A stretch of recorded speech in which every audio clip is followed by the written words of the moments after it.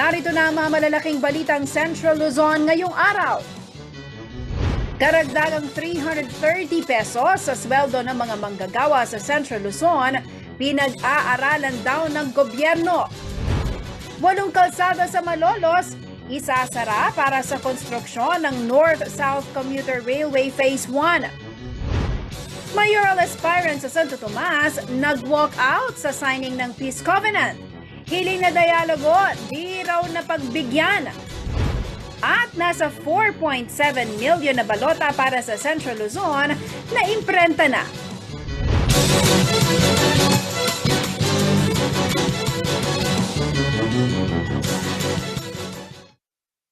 Magandang gabi ka rin iyon. Ako po si Jennifer Salenga. Oras na para sa mga may init na balitang Central Luzon.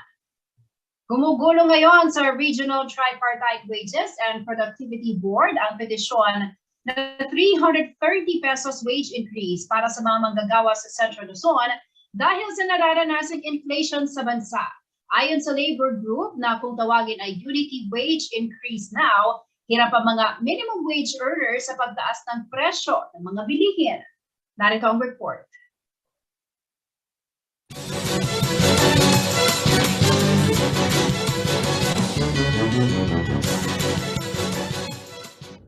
Mulat ang gasoline boy na si Jericho Tolosa sa daing ng mga motorista na apektado ng serya ng pagtaas ng produktong petrolyo.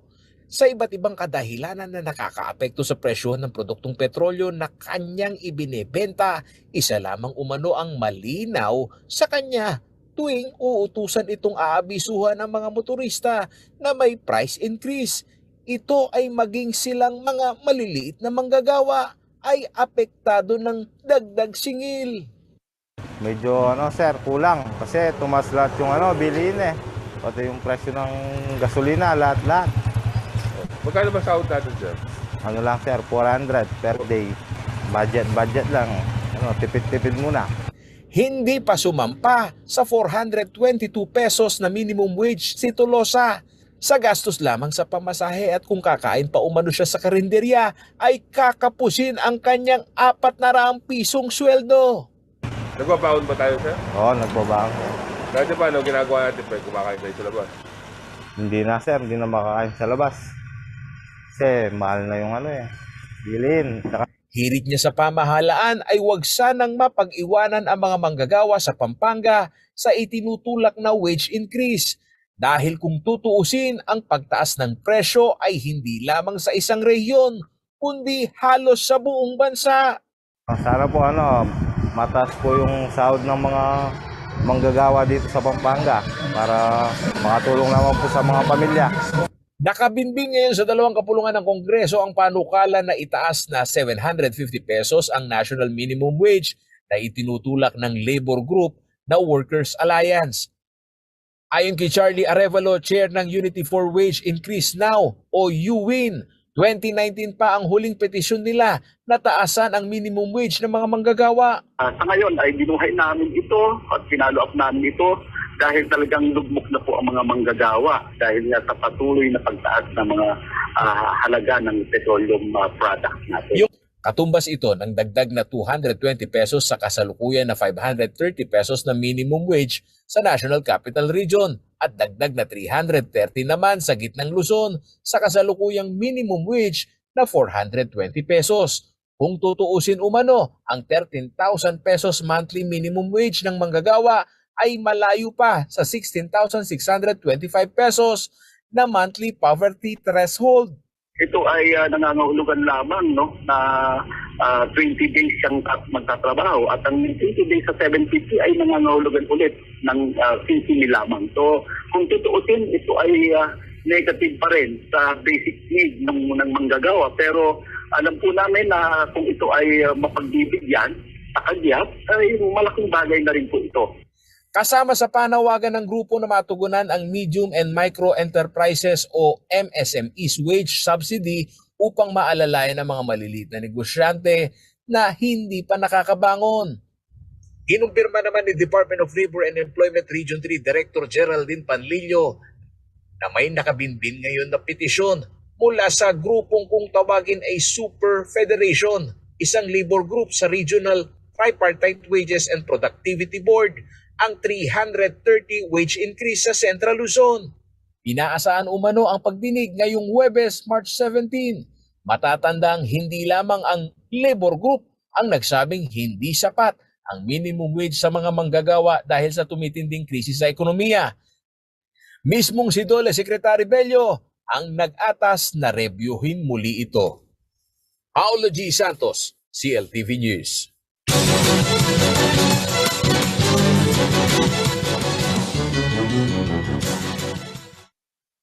Dahil sa patuloy na pagtaas ng produktong petrolyo na nakaapekto na rin sa presyo ng pangunahing bilihin, marami sa ating mga kababayang manggagawa ang sumisigaw na ng dagdag sahod. Ngunit sa kabila ng sitwasyon, mas mainam raw ayon sa DOLE ang magbigay ng 3 buwang wage subsidy upang matulungan din ang mga maliliit na negosyo na makabangon. Narito ang detalye ng balita niya.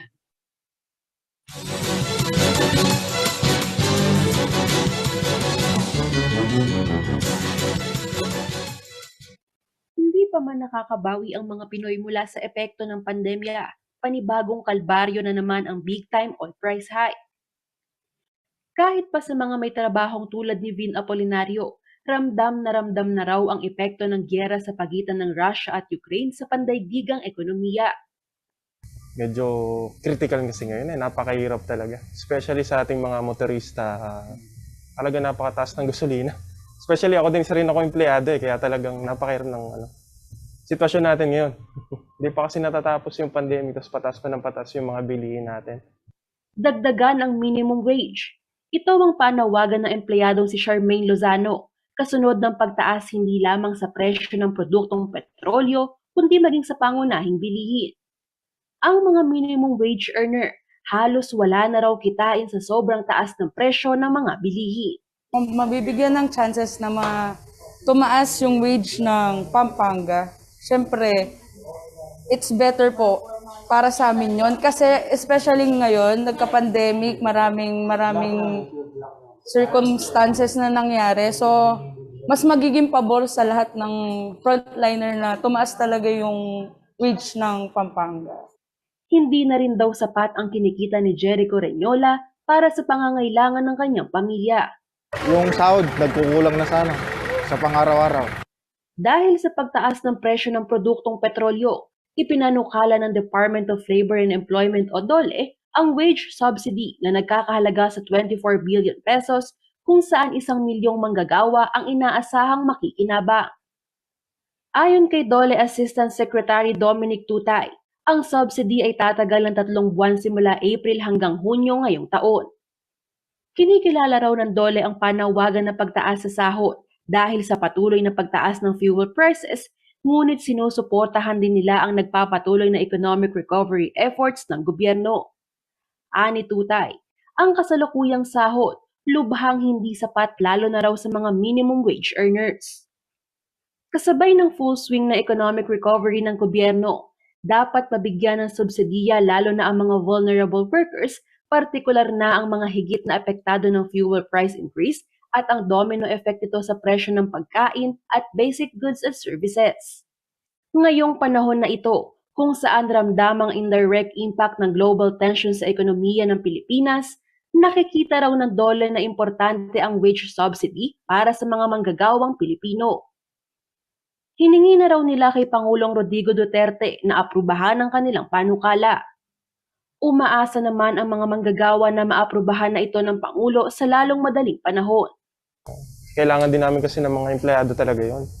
Kaya sana matupad talaga yon unless para kahit paano may magagamit kami lalo na talaga napakahirap ng sitwasyon.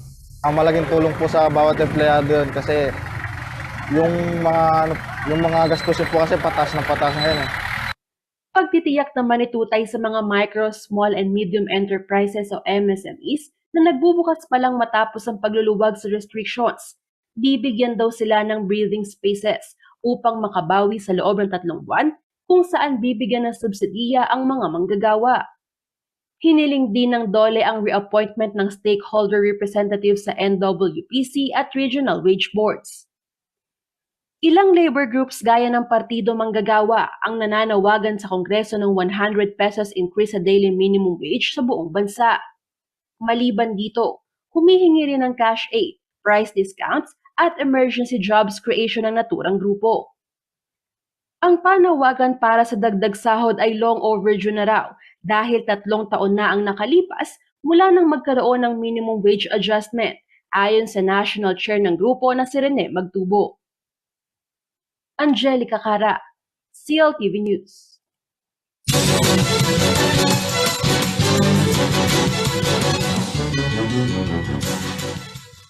Sa pagbabalik ng CLTV News. Ano kalang taas pasahe? Binasura ng DOTR. Minimum fare, 9 pesos pa rin. Pagpapaunlad ng sarili, pagboto, patuloy na ipinagkakaloob ng DJMP sa mga PDL sa Central Luzon. At 8 kalsada sa Malolos, isasara para sa konstruksyon ng North-South Commuter Railway Phase 1. Manatiling nakatutok para sa iba pang mga nangungunang balita ngayong araw.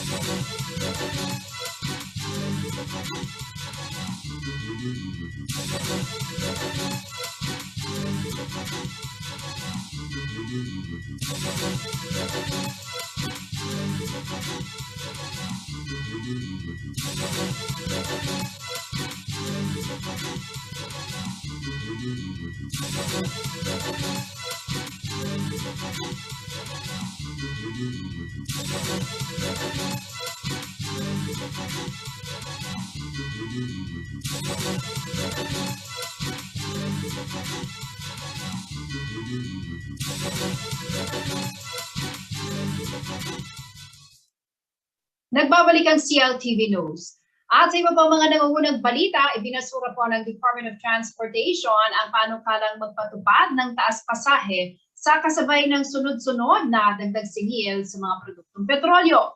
Ayon sa DOTR, makaapekto raw sa inflation ang naturang suhestyon at mas mainam na solusyonan ang pamimigay ng fuel subsidy sa transport sector. Narito ang report.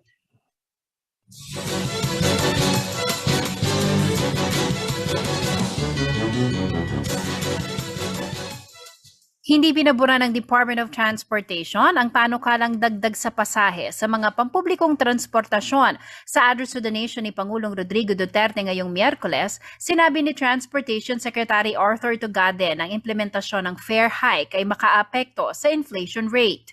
Kasi yung impact ng fare hike ay pinakita ni Secretary Carl kanina, tatamaan ho yung tinatawag natin na inflation rate. Kaya ang posisyon namin, huwag kayong magtaas ng fare, mga pamasahe, tanggapin yung ayuda, gamitin yung subsidiya. Kasabay nito ay binalita naman ng kalihim na nasa Land Transportation, Franchising and Regulatory Board o LTFRB na ang 2.5 billion pesos na pondo para sa fuel subsidy program ng gobyerno. Itong ayuda na ibibigay sa mga PUJ, PUB, UV Express, taxi, shuttle, tourist buses at TNVS. Mamamahagi rin ang subsidiya sa mga tricycle driver at makakatuwang daw ang DILG dito dahil hindi sakop ng LTFRB ang mga tricycle. Sa timeline ay pinakita ng kalihim, sinimula ng pamamahagi noong March 14 at inaasahang tatagal hanggang March 18, 2022 para sa mga PUJ at PUV, habang aabot naman hanggang March 25 ang distribution sa iba. Hindi raw magkapareho ang petsa dahil kailangang unahin muna ang pagdidistribute ng mga card. Mula sa Land Bank, naaabot daw ng 5 to 7 days ang printing. Ang 6,500 pesos na fuel subsidy ay dadaan sa card na una nang ginamit nang magbigay ng ayuda sa ilalim ng Bayanihan 1 and 2. Ayon sa kalihim, ang ayuda ay makatutulong na raw sa mga tsuper sa gitna ng pagtaas ng presyo ng produktong petrolyo. Bagamat batid niya na hindi ito ganoon kasapat, may second tranche pa naman daw na maaring muling pag-aralan at rebisahin kung kinakailangan. Nandyan din daw ang service contracting program ng gobyerno. Paliwanag ng kalihim, malaki raw ang maitutulong ng programang ito hindi lamang sa mga driver at operator, kundi maging sa riding public. Ito ho yung kabahagi ng fuel subsidy, meron kang service contracting. Ano po yung service contracting? Ito ho yung isang pamaraan na inadapt noong mga nakaraang taon ng Department of Transportation na kung saan yung mga bus, accredited jeepney, ay magkokontrata sa DOTR saka LTFRB na kung saan babayaran yung bus operator, babayaran yung jeepney operator on a per kilometer run. Meron hong formula yan na babayaran sila on a per kilometer run. Ang ibig sabihin, ang mga bus at jeepney na ito ay titigil at magsasakay ng pasahero sa designated predetermined place. Mag-unload din sila ng mga pasahero at designated predetermined place. Ang mahalaga, ang pick-up at loading will be on a predetermined time. In other words, yung pagbiyahe mo using the service contracting program ay magiging mas less hassle pagkat you can determine the time.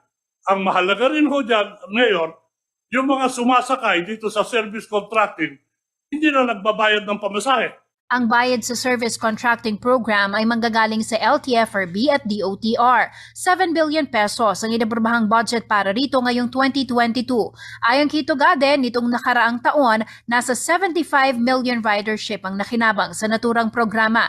Samantala, nauna nang sinabi ng LTFRB na mananatili sa 9 pesos ang minimum na pamasahe sa ngayon, habang ang petisyon para sa provisional 1 peso increase ay naghihintay pa ng resolusyon. Jennifer Salenga, CLTV News.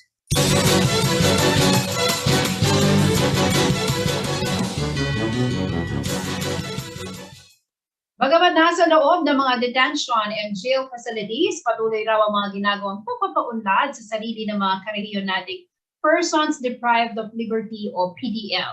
Kabilang sa kanilang mga karapatan na patuloy nilang tinatamasa ay ang pag-aaral at maging ang pagboto. Narito po ang report.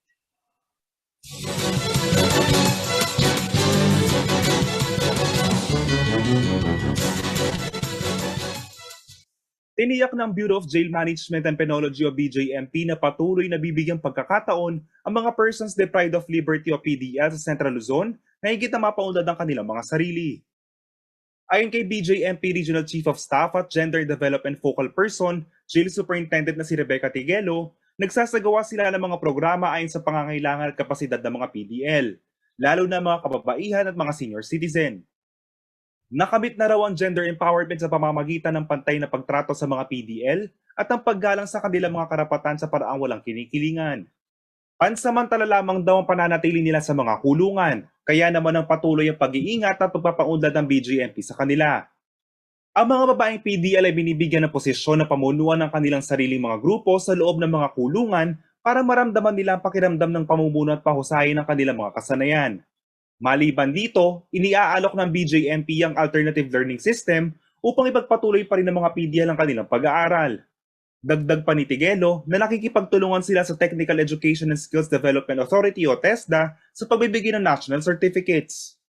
Nag-aalok din ang ahensya ng skills enhancement training, livelihood programs, therapeutic community modality programs lalo na para sa mga drug-related cases, programs para sa senior citizens at LGBTQ+, at iba pang mga programa para maging produktibo pa rin ang mga PDL sa loob ng mga kulungan. Gayon din binuksan ng BJMP ang no-contact visitation sa mga kulungan kung saan makikita ng mga PDL ang kanilang mga pamilya ng harapan. Ngunit walang anumang pisikal na pagkikipag-ugnayan sa hangaring maiwasan ng pagkalat ng COVID-19. Ang mga PDL ay maaari din gumamit ng e-dalaw o online na pagbisita upang makausap ang kanilang mga mahal sa buhay. Samantala, binigyang day ni Tigelo na ang mga PDL ay hahayaan pa rin isagawa ang kanilang karapatang bumoto, ngunit limitado lamang ito sa pambansang posisyon gaya ng presidente, vice-presidente at mga senador at party list. Isasagawa raw ang pagboto sa loob ng kulungan habang iba naman ay pwedeng i-escort patungong polling centers.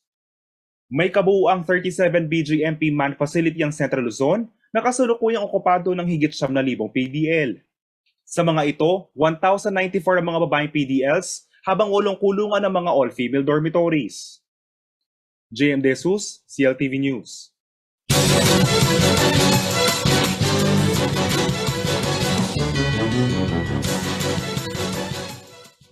Walong kalsada sa siyudad ng Malolos, Bulacan ang pansamantalang isasara upang bigyang daan ang konstruksyon ng Phase 1 ng North-South Commuter Railway. Narito ang detalye ng balita niya.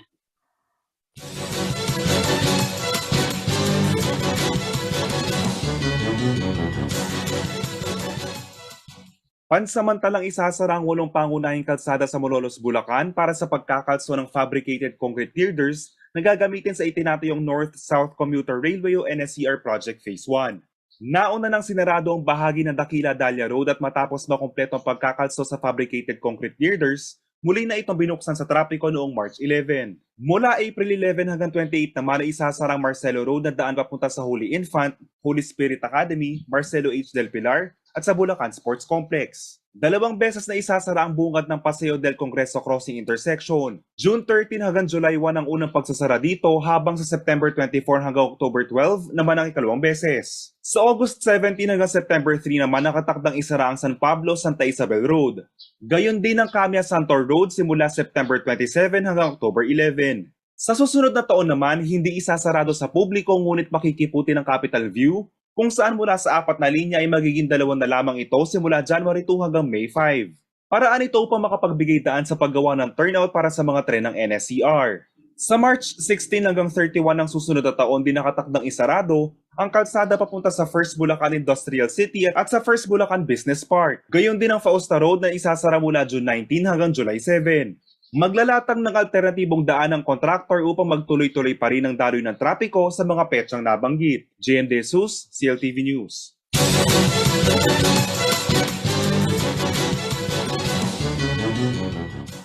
Sa pagbabalik ng CLTV News.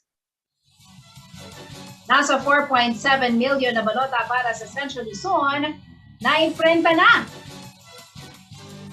Mayoral aspirant sa Santo Tomas nag-walk out sa signing ng Peace Covenant. Hiling na dialogo, di raw na pagbigyan.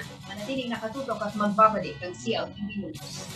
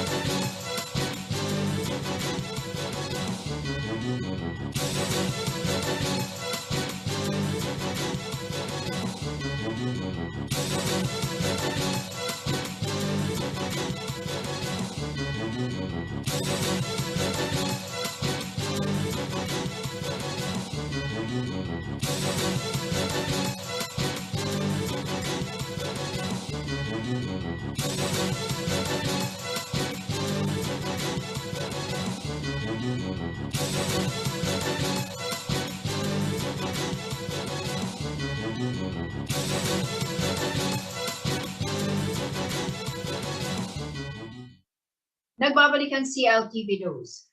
Habang papalapit ang eleksyon sa ika-9 ng Mayo, patuloy naman ang Commission on Election sa pag-imprenta ng mga balota na gagamitin sa pagboto. Aabot na sa higit 4.7 million na balota para sa Central Luzon ang naimprenta ng komisyon. May karagdagang detalye si Felix Forios.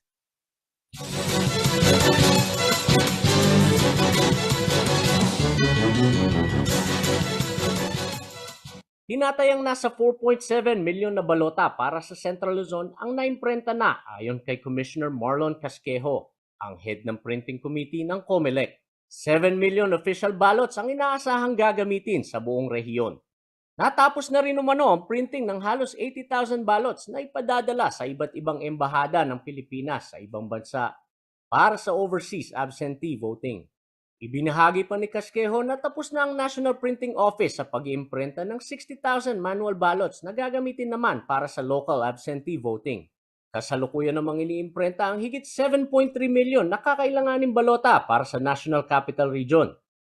Ani Casquejo, sa 13 rehiyon sa Pilipinas kasama ang Bangsamoro Autonomous Region in Muslim Mindanao ay lagpas na sa 49 milyon o nasa mahigit 74% na ang naimprentang balota. Samantala, matatanda ang sinabi ni Pangulong Duterte na kailangan buksan umano ng COMELEC ang pag-iimprenta ng mga balota sa mga accredited election observation groups.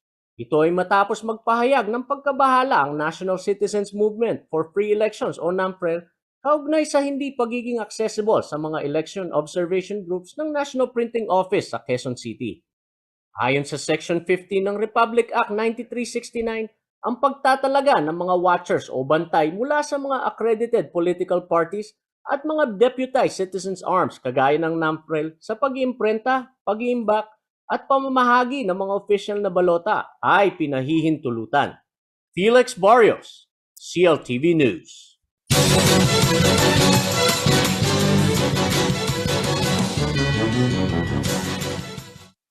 Naglalabasan na ang resulta ng mga survey na isinasagawa ng iba't ibang institusyon para sa mga presidential at vice presidential candidates. Sa inilabas na Google Trends Survey, namuna si Vice President Leni Robredo habang nananatiling number 1 si Ferdinand Marcos Jr. sa Pulse Asia Survey. Hindi naman umano natitinag at kumpiyansa sa laban sina Senator Ping Lacson at Senator Manny Pacquiao. Si Jenna Nobang Parungaw ang may report.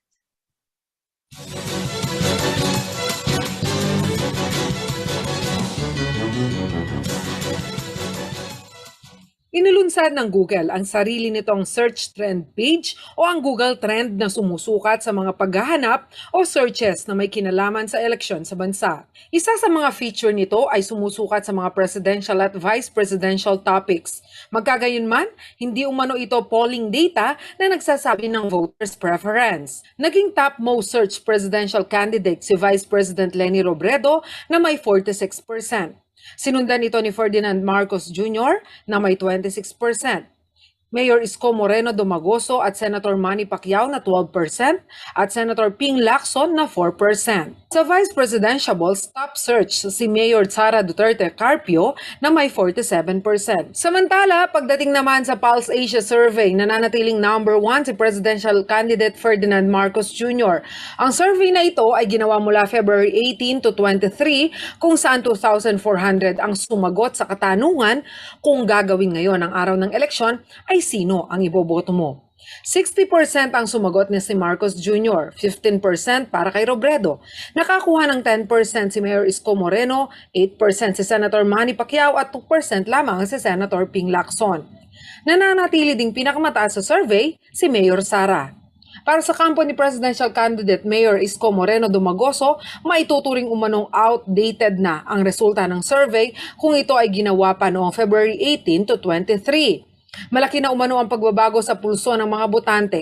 Bumaba na umano ang number ni Marcos Jr. at nakikita na nila ang pag-arangkada ng datos ng kanilang kampo. Hindi naman umano natitinag si Senator Ping Lacson at Senator Manny Pacquiao sa mga resulta na nagpapakita na naglalaro lamang sila sa pangatlo at pang-apat na ranggo.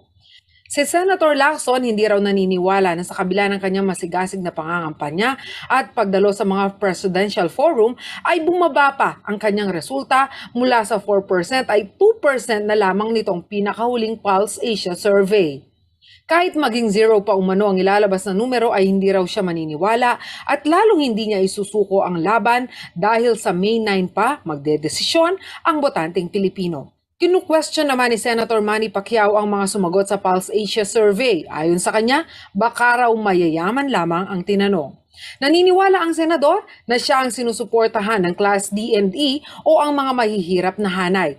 Kaya ang kanyang pagtingin ay mind conditioning lamang ang mga inilalabas na survey. Jana Lumbang Parungaw, CLTV News.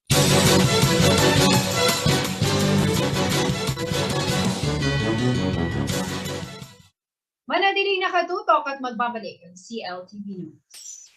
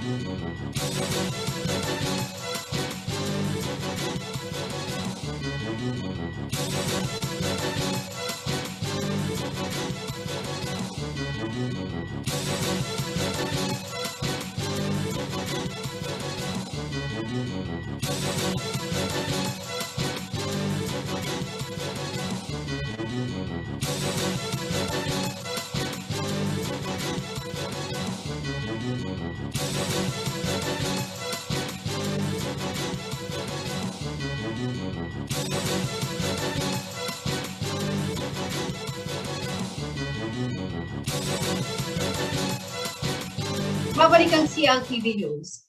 Nag-walk out sa pirmahan ng Peace Covenant para sa eleksyon si Santo Tomas aspiring Mayor John Sambo kasamang iba pang mga nais kumandidato. Hindi raw kasi napagbigyan ang hiling ni Sambo na magkaroon muna ng dialogo sa pagitan ng mga magiging kandidato upang maisaayos ang issue ng bawat isa. Di ng dating alkalde, doon lamang umano totoong makakamit ang kapayapaan na hinahangad ng Peace Covenant. Nato ang report.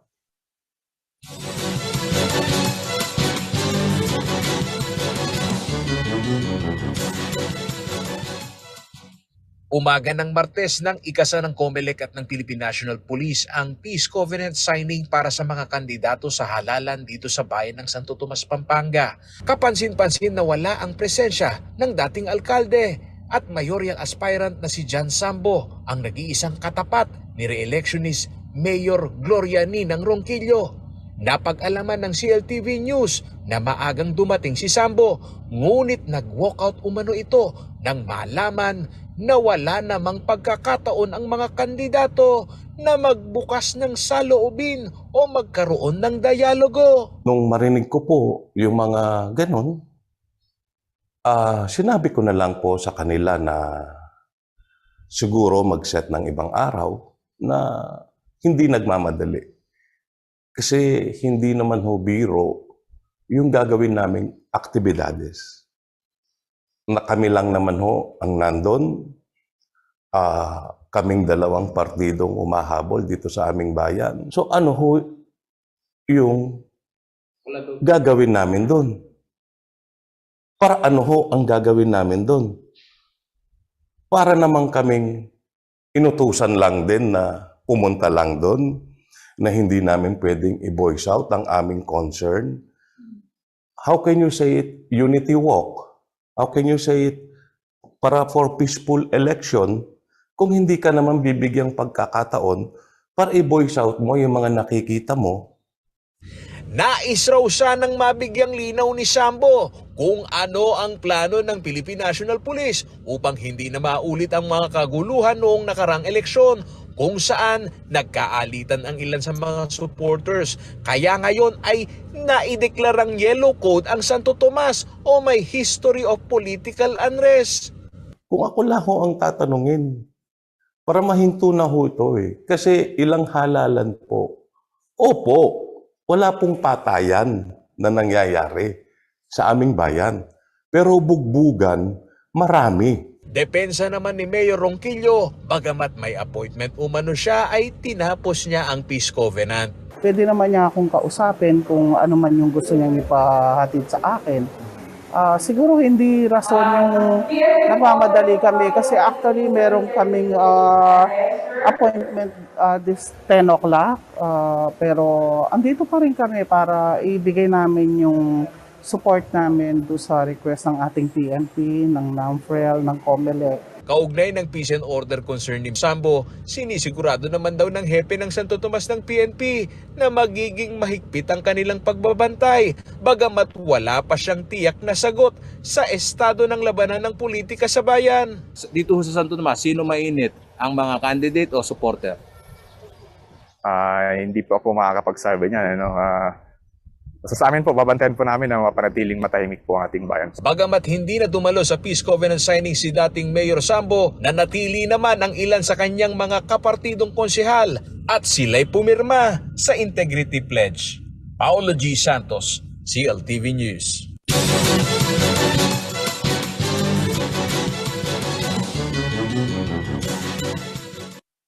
Alamin naman natin na magiging lagay ng panahon mula kay Ginong Manny Esguerra, ang Chief Weather Forecaster ng Pag-asa.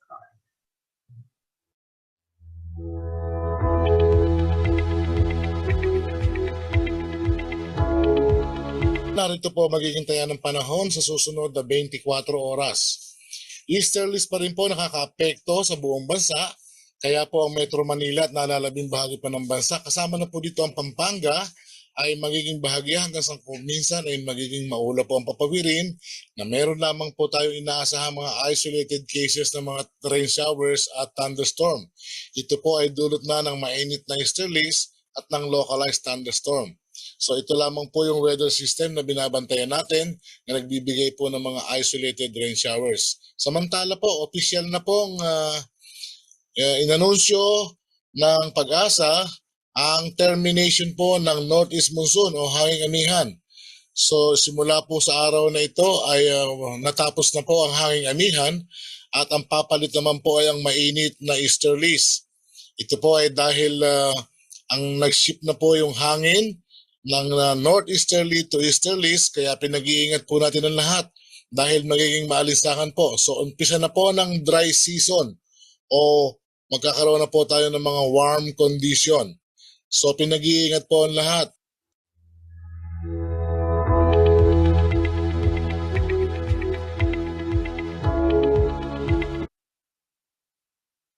At yan ang mga balitang nakalap ng CLTV News. Para sa karagdagang detalye, maaari nyo i-follow ang aming social media pages, Facebook at CLTV36 Official and at CLTV36 News, Twitter at CLTV36, Instagram at CLTV36 Official.